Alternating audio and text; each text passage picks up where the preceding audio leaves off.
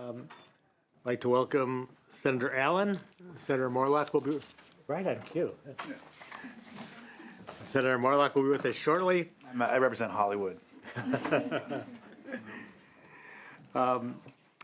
Today's agenda has 7 items on the agenda.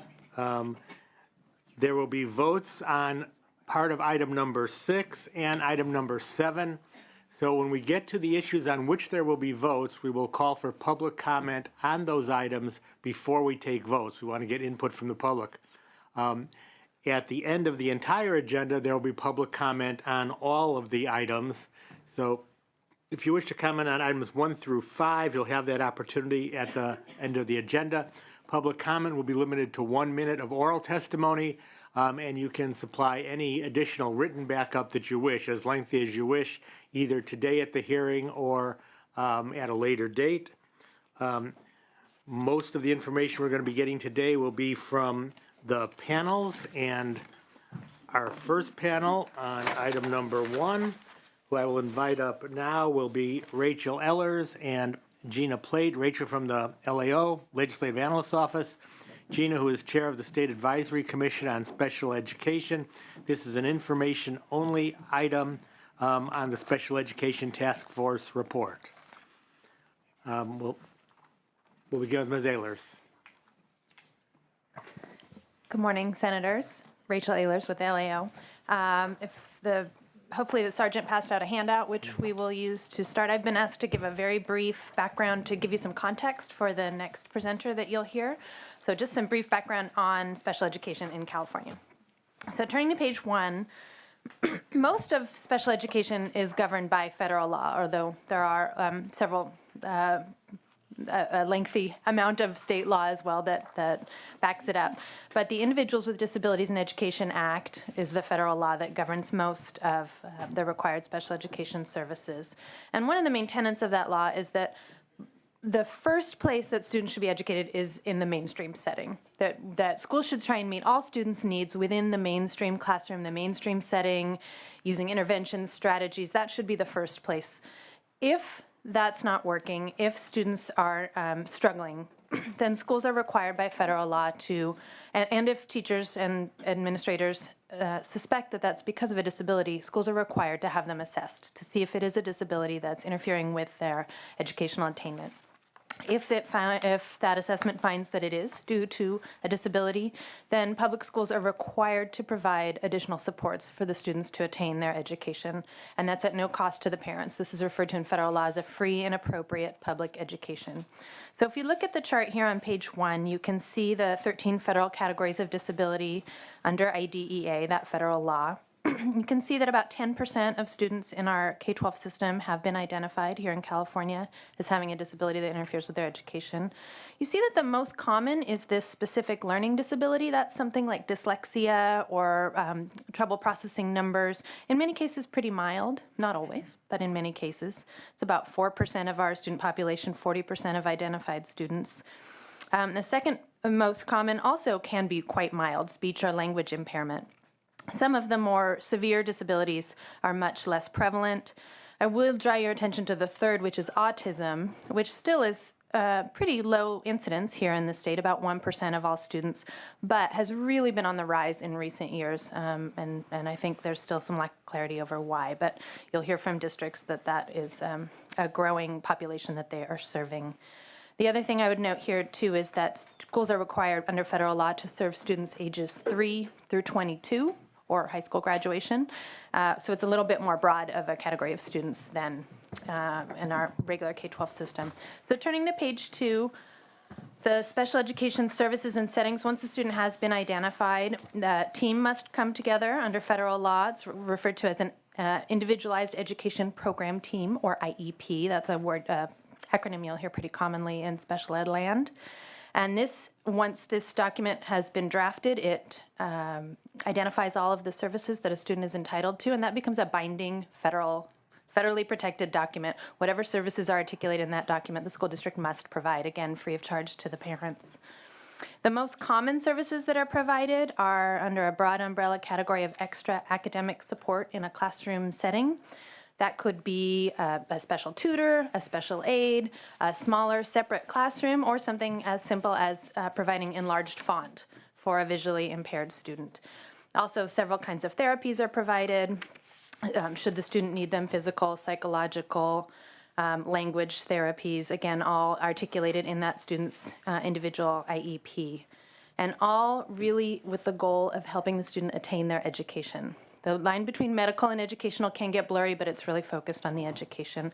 Another main tenet of federal law is that students should be restricted in the least, educated in the least restrictive environment. So in the mainstream classroom alongside their mainstream peers to the maximum degree possible. However, you'll see here on the final bullet on page 2 that only about half of students with disabilities spend the bulk of their time, that's 80% or more time, in the mainstream classroom. So that suggests that a lot of these services are being provided outside of the mainstream classroom. And California lags behind the rest of the national average in terms of the time that our students with disabilities spend in the mainstream classroom. You can see nationally it's about 60% as compared to our half. So this is something that the state has identified as a goal to increase the percentage of time that students are in the mainstream classroom. Research shows that that typically leads to better outcomes for these students. Turning to page 3, just touching on funding, given this is the purview of the Budget Committee. In order to have economies of scale, the state has organized districts and charter schools across the state into consortia, which we refer to as Special Education Local Plan Areas, or SELPAs, another common acronym you'll hear. And so we distribute funding to these SELPAs, which again are groups of districts and county offices together, and they decide how to organize services and how to distribute funding across their group in order to serve students. There is dedicated special education funding that the state provides, made up of federal funds, is about $1 billion typically annually, state funds, made up of general fund and local property tax, about $4 billion. And then to the degree those aren't enough to provide those additional services, locals also contribute from their general fund. Data suggests that's on the order of $4 to $5 billion of local funding that are contributing. These funds are similar in some ways to LCFF, where we provide a base rate for all students for their general education costs, their teachers, their textbooks, their facilities, and then supplemental funds on top of that if they're an English learner or low-income students and have some supplemental needs.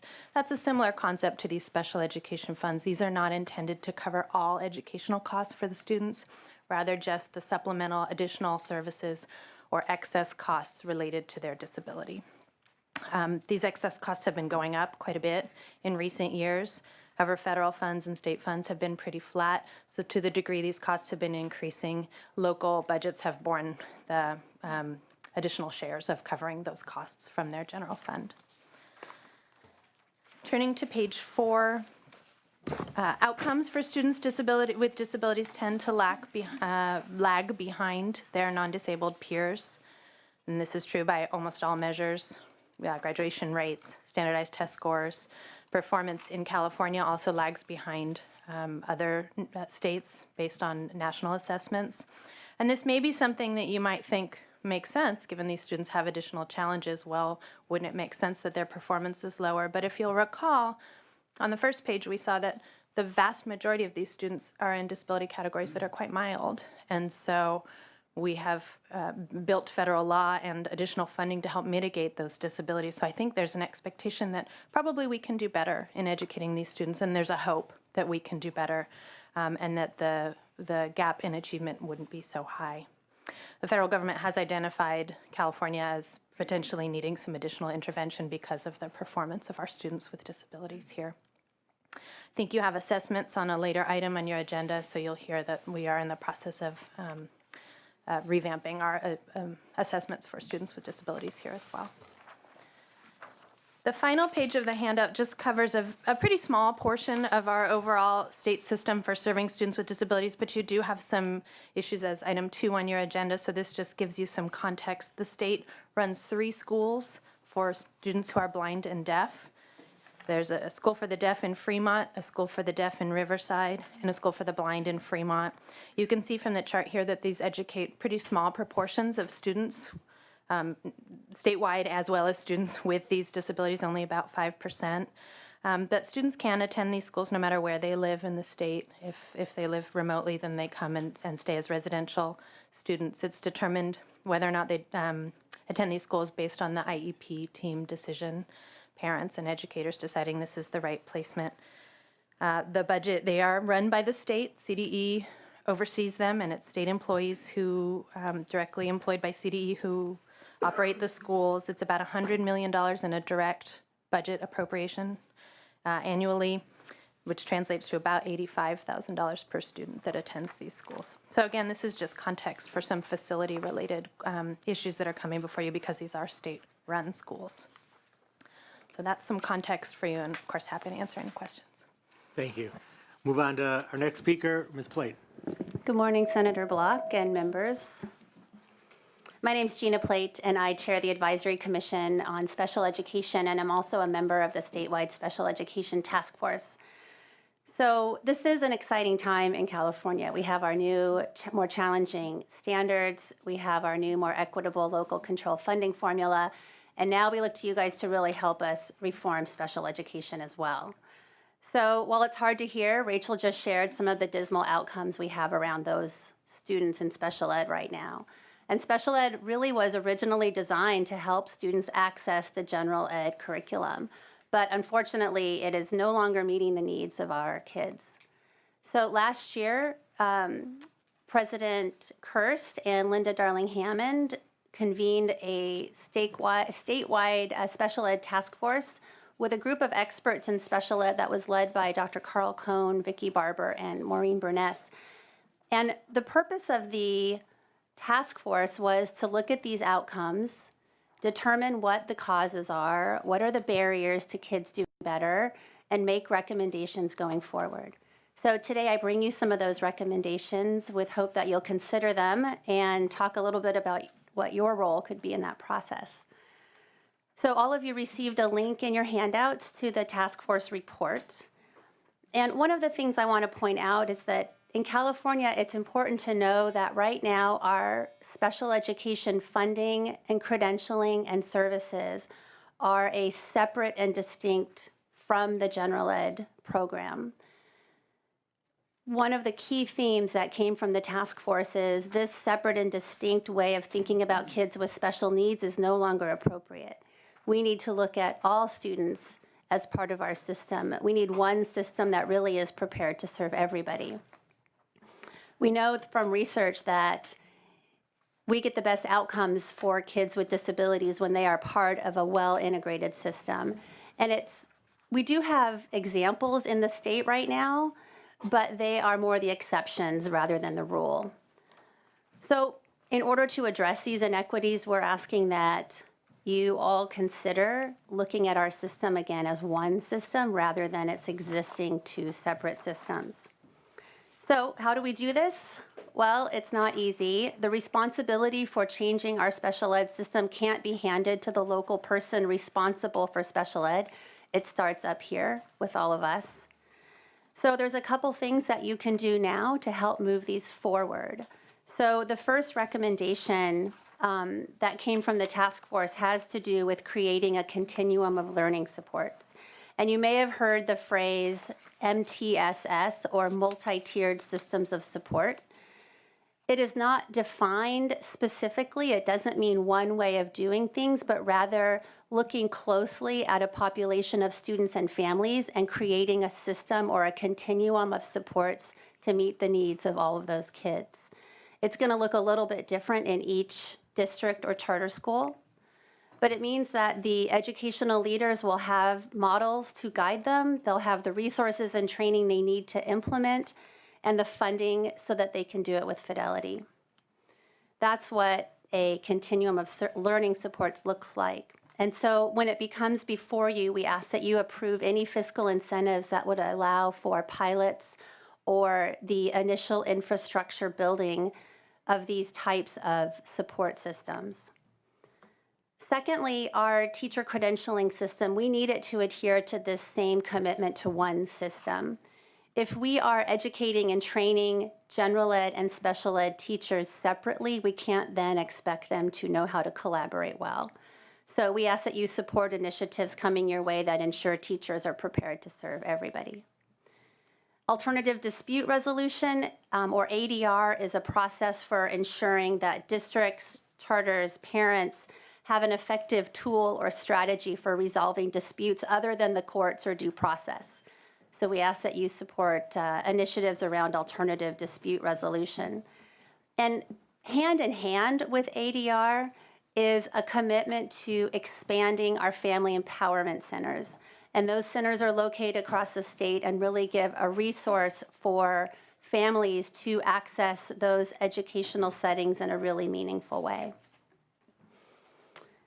As you know, we've worked hard to equalize funding for the rest of our education system, but we have not done so with special ed. And as you heard from Rachel, right now our special ed funding system is difficult to understand. It is inequitable across our state.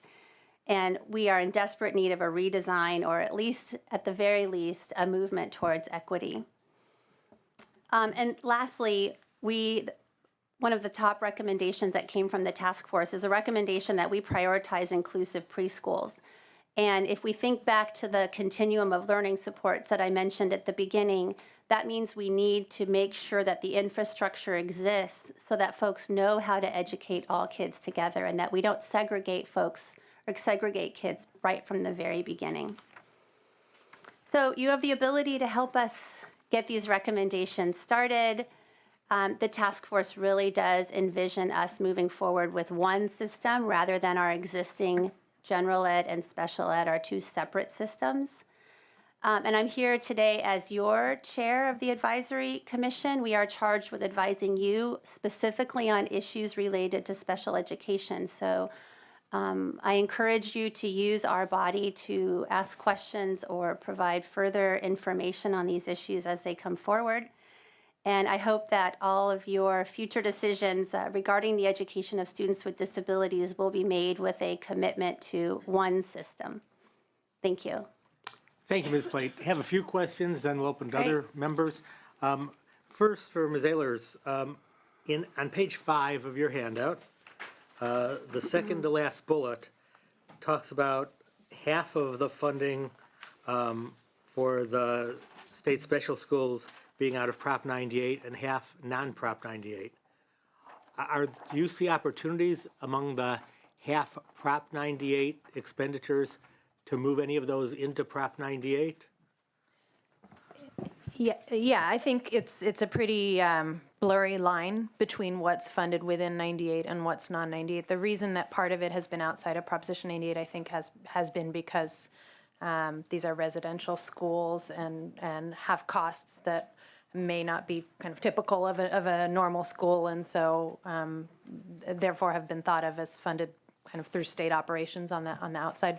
But in looking very carefully at the budget, the line between what's instructional and what's non-instructional is pretty blurry, and we all know that Prop 98 is used for things like maintenance at other schools, and even for students with disabilities who need to be sent to live at residential schools because of their disabilities. Prop 98 is used for that as well. So I think the line is pretty blurry, and as I think we'll talk about on the second issue regarding funding for maintenance, I think there's certainly there's no clarity over which funding source definitively needing to be used.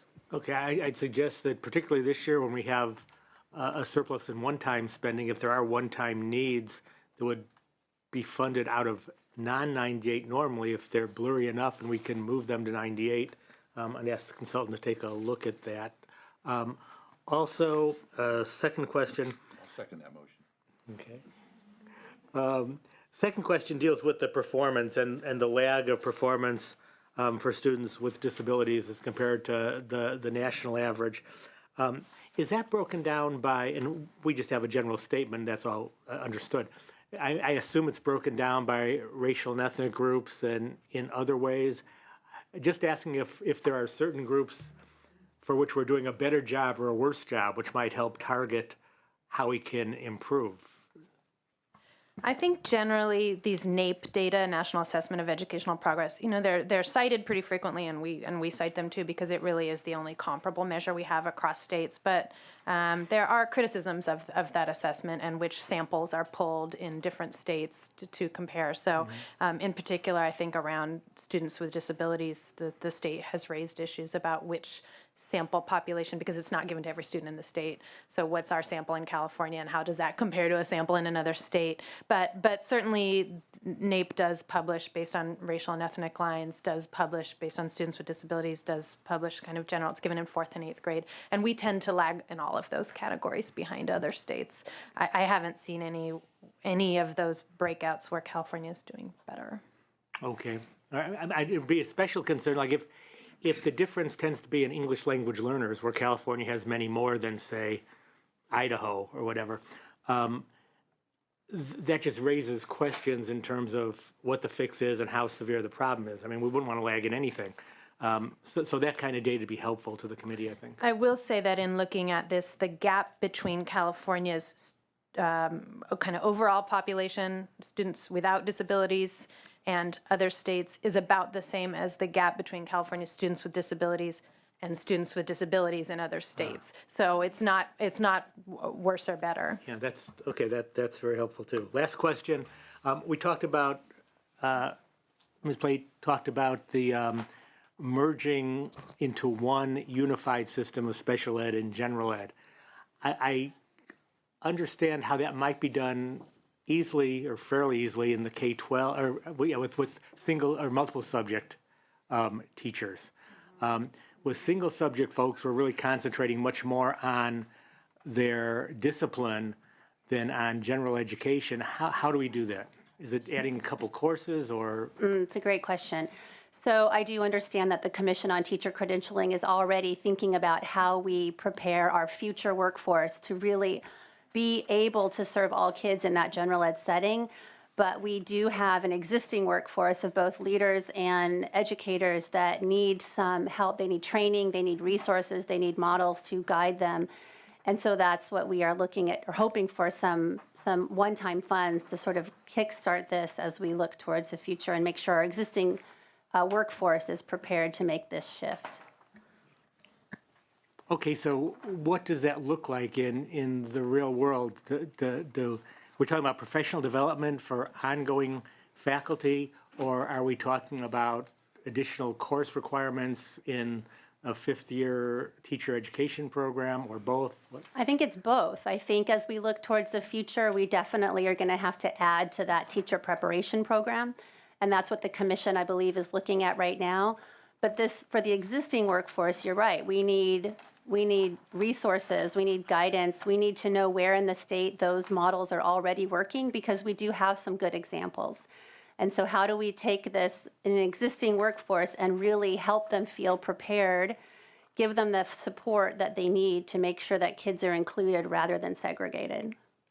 Okay, thank you. Other questions from committee members? Senator Allen? Yeah, I just wanted to ask you a little bit more about some specifics with regards to funding, and particularly the census-based funding methodology that we use to allocate special education funds to SELPAs. You know, I know that this was kind of put in place in, I think, the late 80s. Late 90s. Late 90s, I'm sorry. Yeah, that's right.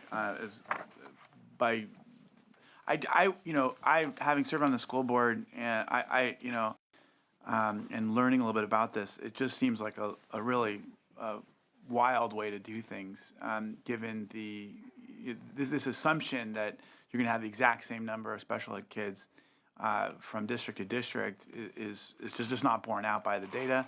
And I want to get a better sense from you, as to what you recommend with regards to, either abolishing this consensus-based funding, doing a better job of accommodating different district needs, so that we can have a more fair and truly reflective allocation of resources as it relates to special needs kids. And I don't think the task force had any recommended repealing. AB 602 is kind of what it's referred to. That was the enacting legislation that changed. Prior to the late 90s, California's system for funding special ed was primarily reimbursement based. So whatever costs districts incurred, there was a very complicated paperwork process, but the state is that funded. why they did away with it, because it's too complicated? Well, no, actually, it had a pretty strong policy goal of reducing the incentives for identifying students with disabilities and for serving them in higher cost settings. It really was a goal of trying to move towards a more inclusive system and not paying more for identifying more kids and serving them in higher cost separate settings. So that was really the policy goal behind the census-based formula. There are many other states in the nation that have them, and just to clarify for those who don't know what that census-based means, we allocate funding based on all students in the state, all ADA, not based just on students with disabilities, and then districts pool it and use it for their students with disabilities, and it is kind of based on this premise that across the SELPA, it's another reason why we organize based on SELPA rather than individual district, that there would be sort of uniform incidence of disabilities and makeup of students with disabilities. If you get it down to the district level, then certainly you wouldn't see that. But across SELPAs, because they're larger groups, I think this is the intention. We do have some additional funding streams for certain categories of disabilities that are very low incidence, blind, deaf, and orthopedically disabled, that kind of, there's no fuzzy gray area over whether they could be identified as having a disability or not, and they always have higher costs. So we do have some additional funding as a state that we provide based on that identification. Similarly, we also provide some additional funding based on students who have mental health, but it hasn't been something that the state has really taken another look at because, again, it was kind of did have this very clear policy goal of trying to not create incentives to identify. I don't know if, Gina, if you want to talk about the task force. Yeah, you hit on an important issue, and right now, as a result of the way the formula works, we do have huge inequity in the rates that are given to SELPAs, and it's not because there's a different cost associated with different kids around the state, it's just the way the funding formula works out right now. So as we think about transitioning to one system, a very important part of that will be how do we provide for some equity in those rates. And so as those recommendations come forward to you, we ask that you really keep that in mind, that there is huge inequity right now in those ADA rates. And, under a new model, we're looking at more equity across the state and the SELPAs. Well, can you give me a bit more detail there, just because I'm sensitive to this inequity issue, obviously, and I want to get a sense of what, your thoughts are about addressing it more specifically. So we can't go into detail quite yet. So the role of the task force was really to figure out what are the high-level issues, what really is causing some of these challenges that are resulting in some of the outcomes that Rachel touched on. Now that we have those high-level issues identified, now the work begins on looking at what are some specific fixes. And as we think about one system and we think about LCFF and how do we incorporate special ed into LCFF somehow under the umbrella of one system, what is that going to look like? So there's a number of groups out there that are currently talking about this specifically, and I'm hoping can bring back some proposals to you in the very near future. Two of the recommendations of the task force that dealt with this kind of equity issue were that the system we have right now where we distribute funding based on total average daily attendance, or ADA, even those rates are not equal across SELPAs. Yeah, just based on kind of historical factors. So that would be the equalization is the word, to just start with our existing system and have parity across SELPAs, which our office has also recommended. Can you explain that mechanism? How is it that there are such different rates? Yeah. Well, it's because of when we transitioned in the late 90s to this new system. We held everybody harmless for what they were getting before and then moved to a new system and never provided sufficient funding to bring everybody up to the same level. So there were some equalization efforts in the past that started getting closer, but the state just hasn't made the full investment to bring everybody up to the same level as part of that transition decades ago. Mm-hmm. I think the other piece that was in the task force report was taking a look at maybe that additional funding that we do provide for low incidence disabilities, increasing those additional funds for those categories of disability was another, I think, recommendation highlighted in the task force. Well, I just want to say that I'm concerned about this issue and very interested in being closely monitoring, and I'll be very interested in seeing what you come up with, because this is something that I know has been an area of real concern for a number of the districts in my area. So please, let's work together on this. Thank you. Thank you, Senator Allen. Senator Morlock. Thank you, Mr. Chair. Ms. Ehlers, and it's Ehlers in my district, so. Ehlers, mine. Okay, so Yep. Walter Ehlers was a close friend of mine, a Medal of Honor recipient, passed away recently. Your report is one that begs for all kinds of attachments, so just real quick questions. The first is on page 1, just for my own benefit, autism ranks at 12%, and I'm wondering 10 years ago, 20 years ago, was it as high as 12% or was it lower, and has it just sort of been migrating up, or has it always been at that level? Also, you've already answered a few of my questions. On page 3, you have the range from 480 to 925, and you're saying that's based on historical factors back to the 90s. This is where we started. I would have expected, well, a little different backup that would say we're at 480 because this is more efficient, or it's a larger school district, and those kinds of things. So you're just saying somebody's getting a much better benefit than someone else, and it's tradition. We've always done it that way, and we haven't taken any changes, so you don't have to answer that. And I on page 4, you're very subtle, and Chair Block has already addressed it, but it says we are below the national average. But in your oral presentation, you said federal government believes there is a need for intervention. That's like, where are the buzzers and bells? Where's caution? Why aren't we? Wait a second. It's the next bullet. Why additional intervention? Why no dialogue there? What do we do to avoid intervention? It just seems like someone's got to do something.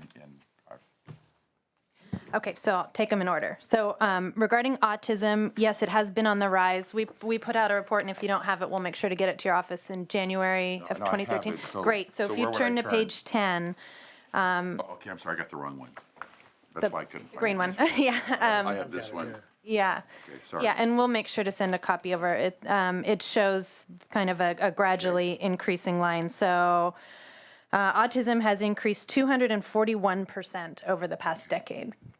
So again, still low incidence, but really on the rise. And districts, I think you'll probably even hear in public testimony today, districts are really seeing increases and increases in costs as well associated with that.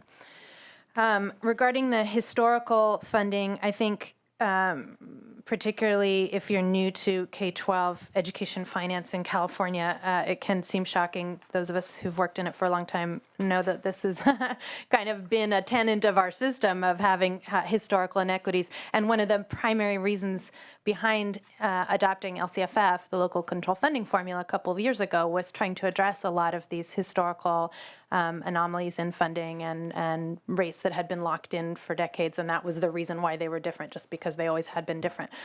So I think the state has made a lot of progress in trying to address that. In general ed, this is kind of one glaring area where it hasn't yet been addressed, and that's why we would suggest that as part of this larger effort of reforming education funding and making it more comparable no matter where a student lives across the state, this is an area where that still hasn't been addressed.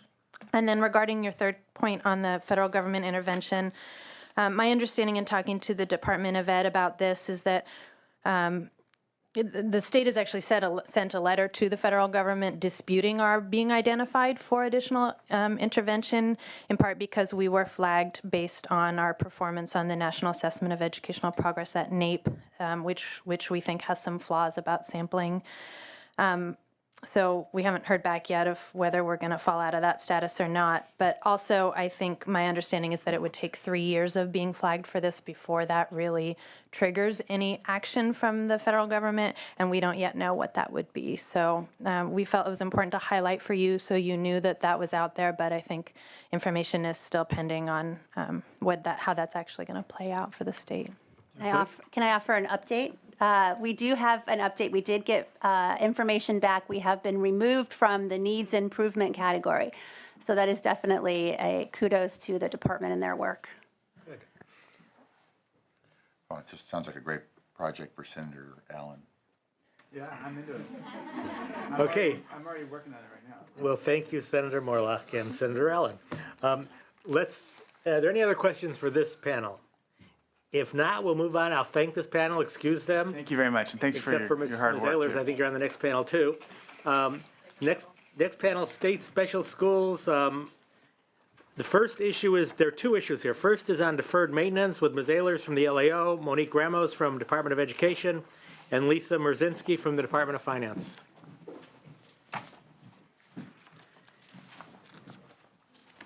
And we'll begin with Ms. Ehlers. Okay, so as was mentioned, the state runs 3 schools for blind and deaf students across the state. There, we also run 3 diagnostic centers that help diagnose whether students have disabilities or not. And because these are state-run facilities, we are in charge of their upkeep. So the governor's budget proposes $3 million in non-Proposition 98 general fund to address a deferred maintenance backlog at these schools. This is part of a larger governor's proposal to address infrastructure needs in the state. Our review of the department's practices are that this funding is justified, that they do have a backlog of deferred maintenance and have been working it down, but could use some additional resources to address some health and safety needs at the sites. However, we'd suggest, as per the chair's comment earlier, that you use Proposition 98 funding rather than non-98 funding. We think would be perfectly allowable. Maintenance is clearly an expenditure for which Prop 98 is used at other schools. Thank you. Moving on now to Ms. Ramos. Good morning, Monique Ramos on behalf of the Department of Education. So the department appreciates the $3 million for the deferred maintenance provided in governor's budget. And just to quickly distinguish between, there are 3 types of maintenance activities that occur at the state special schools. The first is ongoing maintenance that is done by employees during the workday and funded as part of their general funding process. Deferred maintenance is essentially critical maintenance critical repairs that were not done due to the availability of funds, and they have now become deferred maintenance. So, for example, some of these things would be broken and damaged sidewalks, deteriorating pavement repairs, lead or asbestos or lead abatement. Apparently I can't talk.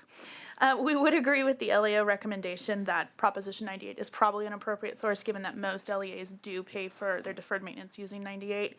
And then we are still working with them to run in their second recommendation. Yeah, I'm sorry, I didn't mention that. We would recommend that if you do choose to provide this funding, that you make sure that it is on top of the funds that are already being expended from the budget on maintenance and not supplanting those, so that we actually do make progress on the backlog, so that you include some language kind of requiring a maintenance of effort of existing expenditures. Thank you. Move on now to Department of Finance, Ms. Brzezinski. Lisa Merzinski with the Department of Finance. So this is part of a larger statewide proposal to buy down deferred maintenance backlog in the state. So the $3 million, the original cut was from the non-98 side of state special schools, which is why the proposal is proposing non-98. I'm sorry. So in the state special schools now, their backlog is about $25 million. Okay. All right, thank you. One question I have, the projects, you mentioned asbestos projects and other categories. Have you, at this point, as the Department of Ed, prioritized exactly which projects will get the $3 million in what order? We have provided a list of projects to the Department of Finance as well as to the LAO, and fortunately Rachel brought them. So the first would be the theater building roof repair replacement. The roof needs to be repaired. Second would be library roof replacement. The fourth would be the campus emergency notification system. repaving, a repaving project at Fremont, and then some fence repairs as well. And we can provide that information to the committee. If you could, that'd be helpful. Thank you. Other questions from senators for this panel? Seeing none, I want to thank and excuse this panel. We now go to the second issue, still under state special schools. The panel, Ms. Ehlers and Ms. Ramos stay. Then we have Carlos Ochoa from Department of Finance and Corinne Hansen from Department of Finance. Maybe not. Okay, scratch Corinne.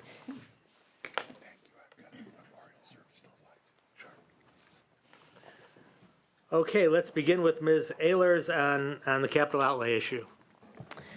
So the governor's budget proposes $1.8 million to replace an activity center at the School for the Deaf in Fremont for middle schoolers. The existing facility that's used is too old to be used anymore. It's no longer Field Act compliant and needs to be removed. It's a portable that's more than 30 years old. So upon our review of the project, we would recommend rejecting this proposal. We believe that the state has other more pressing infrastructure needs that represent health and safety, as well as other programmatic needs for non-Proposition 98. Now, this certainly would have a programmatic impact at the schools. In talking to the department, they do use this facility for middle schoolers, but they do also have an activity center for elementary school, an activity center for high school, a theater, a gymnasium, dormitories, a library.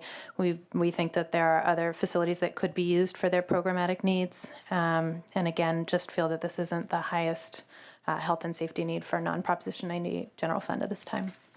Okay, thank you. Ms. Ramos. Morning, Monique Ramos from the Department of Education. So, as was stated, essentially that this facility is no longer Field Act compliant and by law no longer allowed to be used.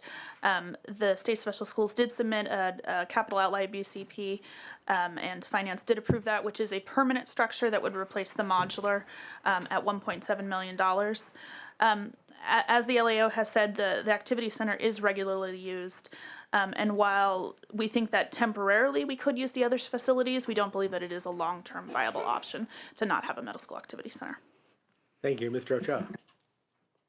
Thank you, Carlos Ochoa, Department of Finance. We did look at alternatives for this. The cost for having a new portable replace the current non-compliant portable was $1.6 million. So it's not a huge savings as far as building a permanent structure. If we do build a permanent structure, it does provide 10 to 15 years longer life expectancy serviceability for the space. We also did look at the possibility of removing the non-compliant building. That would cost about $230,000 to demolish, but we do support the governor's proposal. And if there is a recommendation that this is a viable project, but it's just a general fund cost that we're trying to save, I think the recommendation could be that we lose 4 months of the construction schedule and we provide working drawings funds to do the design portion of this project in 15-16. Come back in with the new report of how it impacted the school for the year in next spring and determine whether or not we could fund the remaining construction portion